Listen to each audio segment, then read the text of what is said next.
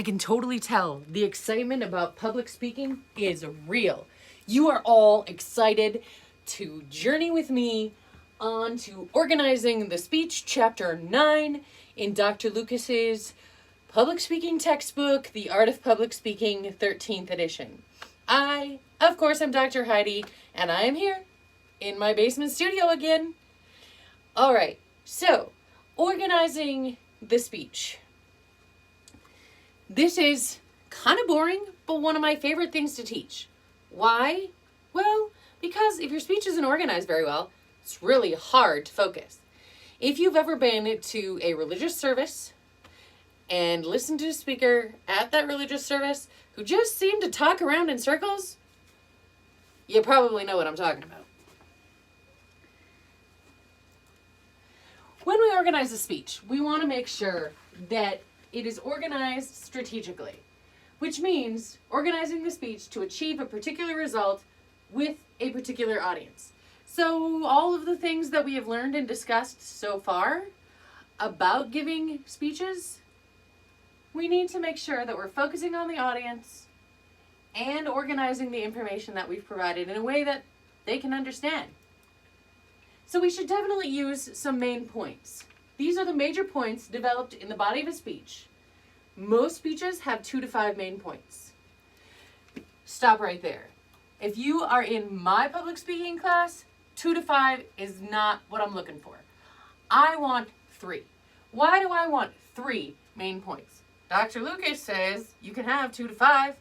Yeah, well, that's nice. But it really is a lot to fit things into 2 main points. You're just stuffing information in there. And 5 is too many. People are going to get lost. Give them 3. They will look for those 3 main points. And it'll be much easier to be a listener in your audience. We can organize these speeches in chronological order. This is main points following a time pattern. So if we were talking about this structure here, we could explain how it ended up looking like this. Chronological order main points. This is an example. Esports began in the 1980s as friendly competitions among friends. Then esports became a global phenomenon during the 1990s. Next, esports flourished through official tournaments in the 2000s, and finally, esports today draws more viewers than many traditional sports leagues. I happen to know this for a fact. I worked at an NCAA Division II university, and they were actually considering sponsoring an esports team through their athletics department. Crazy stuff. Spatial order is another way to organize a speech. These orders, the chronological order and the spatial order, are usually what you would use if you were creating an informative speech, not so much a persuasive speech. And we'll talk about how to organize a persuasive speech as we go along. So, the main points follow a directional pattern in spatial order. Spatial order main points. Here's an example. At the center of the hurricane is the calm, cloud-free eye. Surrounding the eye is the eye wall, a dense ring of clouds that produces the most intense wind and rainfall. And then, rotating around the eye wall are large bands of clouds and precipitation called spiral rain bands. Whew, it sure makes the hurricane sound pretty intense. For those of you who may have lived through one, I bet you would agree.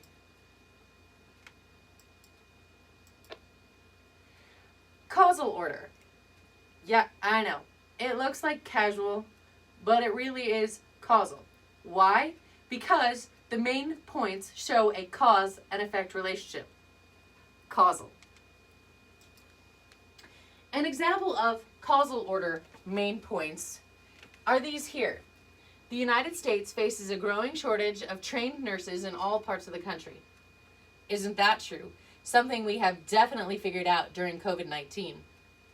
And if this shortage continues, it will strain the entire healthcare system. Yup.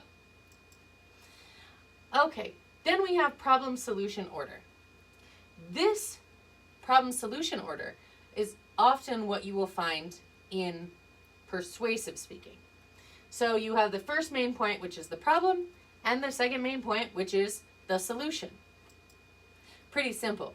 So problem solution main points. An example, puppy mills are a serious problem across the United States. Solving the problem requires legislation and individual initiative. So in order to stop puppy mills, these are the 2 points of problem solution that the speaker is going to make. Topical order. Main points divide the topic into logical, consistent subtopics. Again, you'll find this one most often in informative speaking, but here's an example. Topical order main points. As an entertainer, Josephine Baker captivated audiences in Europe and America. As a spy, Baker gathered information on Nazi activities in France during World War II. As a civil rights activist, Baker worked for racial equity on a variety of fronts.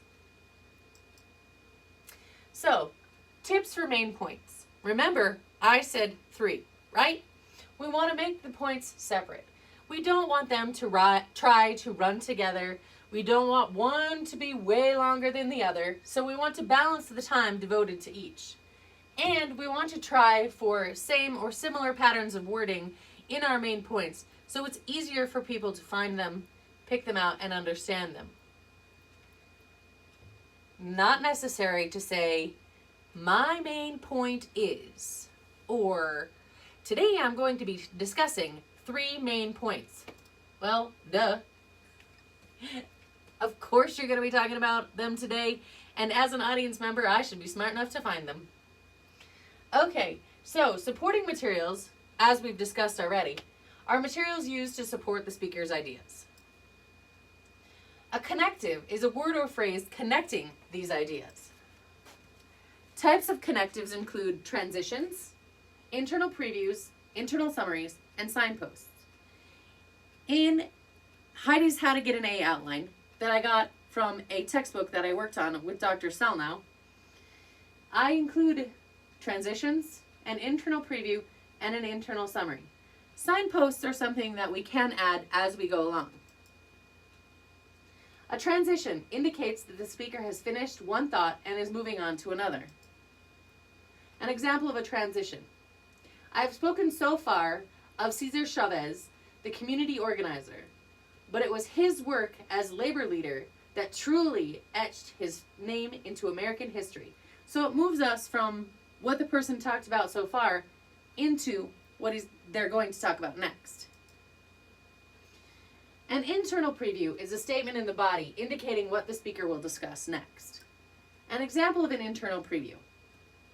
In discussing how Asian Americans have been stereotyped in the mass media, we will look first at the origins of the problem and second at its continuing impact today. There's also an internal summary. So a preview tells us what's coming next, and a summary reminds us of what we've heard. So the statement in the body of the speech summarizing preceding point or points is an internal summary. An example of an internal summary.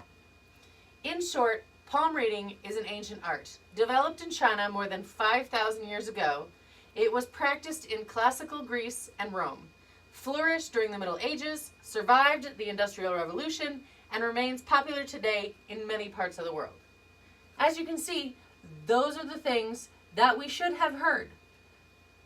They reviewed what they covered during the speech. And then signposts are brief statements showing where the speaker is, focusing attention on key ideas. A signpost example. The first cause of this problem is inefficient agricultural production. The second cause is recurrent drought in the affected countries. The final cause is mismanagement of available food resources by local leaders. That's something you shouldn't do. Don't draw attention to the errors that you make. See? Of course, that was what I was going for. That brings us to the end of chapter 9. If you have any questions, of course you can ask me, but I hope I've covered enough here for you to get an idea of how to organize your next speech.